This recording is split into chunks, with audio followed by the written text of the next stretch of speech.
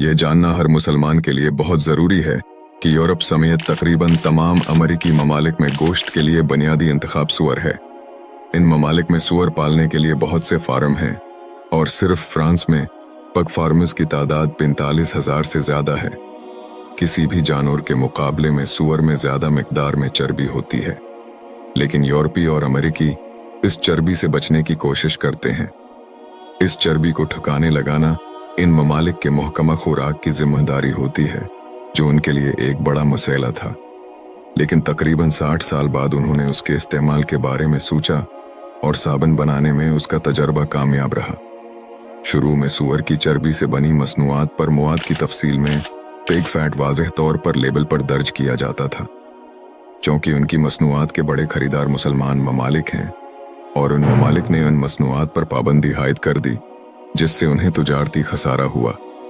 1997 में यूरोप में बनी राइफल की गोलियों को बरसगीर में समंदर के रास्ते पहुंचाया गया। समंदर की नमी की वजह से उनमें मौजूद गन पाउडर खराब हो गया और गोलियां ज़ाया हो गईं। इसके बाद वो सूअर की चर्बी की परत गोलियों पर लगाने लगे। गोलियों को इस्तेमाल करने से पहले दांतों से इस चर्बी की परत को नोचना पड़ता था।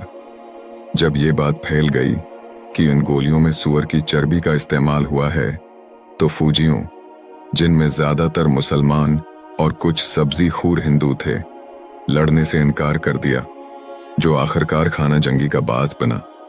यूरोपी बाशिंदों ने उन हकायक को पहचान लिया और पिग फैट लिखने के बजाय FIM लिखना शुरू कर दिया। 1970 के बाद से यूरोप में रहने वाले तमाम लोग हकीकत को जानते हैं कि जब उन कंपनियों से मुसलमान ममालिक ने पूछा कि क्या उन अशिया की तैयारी में जानवरों की चर्बी इस्तेमाल की गई है और अगर की गई तो कौन सी, तो उन्हें बताया गया कि इनमें गाय और भेड़ की चर्बी है।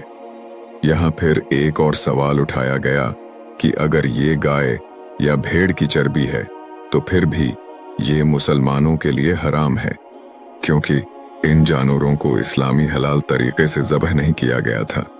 इस तरह उन पर दोबारा पाबंदी आयद कर दी गई। अब उन कसीर कौमी कंपनियों को एक बार फिर नुकसान का सामना करना पड़ा। आखिरकार उन्होंने कोड ज़बान इस्तेमाल करने का फैसला किया ताकि सिर्फ उनके अपने मुहकमा खुराक की एडमिनिस्ट्रेशन को ही पता चल सके कि वो क्या इस्तेमाल कर रहे हैं और आम आदमी अंधेरे में ही रहे।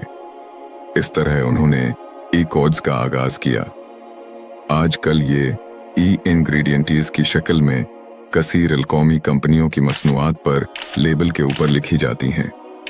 इन मसनूआत में दांतों की पेस्ट, बबल गम, चॉकलेट, हर किस्म की स्वीट्स, बस्कट, कार्न फ्लेक्स, टाफियाँ, कैंडेड फॉड्स, मल्टीविटामिन्स और बहुत सी अद्वियात शामिल हैं, क्योंकि ये सारा सामान तमाम मुसलमान ममालिक में अंधाधुंध इस्तेमाल किया जा रहा है।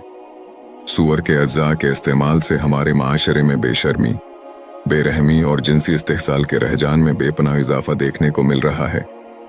लिहाजा तमाम मुसलमानों और सूअर के गोश्त से इजतनाब करने वालों से दरख्वास्त है कि वह रोज़ाना इस्तेमाल होने वाले आइटम्स की खरीदारी करते वक्त उनके मवाद की फहरिस्त को लाजमी चेक कर लिया करें और कोड्स की मंदरजा झेल फहरिस्त के साथ मिलाएं। अगर नीचे दिए गए अज्जा में से कोई भी पाया जाता हो तो फिर उससे यकीनी तौर पर बचें, क्योंकि उसमें सूअर की चर्बी किसी न किसी हालत में शामिल है। बराह करम इस वक्त तक शेयर करते रहें जब तक कि ये तमाम मुसलमान ममालिक में नहीं पहुंच जाता। याद रहे कि शेयरिंग सदका जारिया में शुमार की जा सकती है।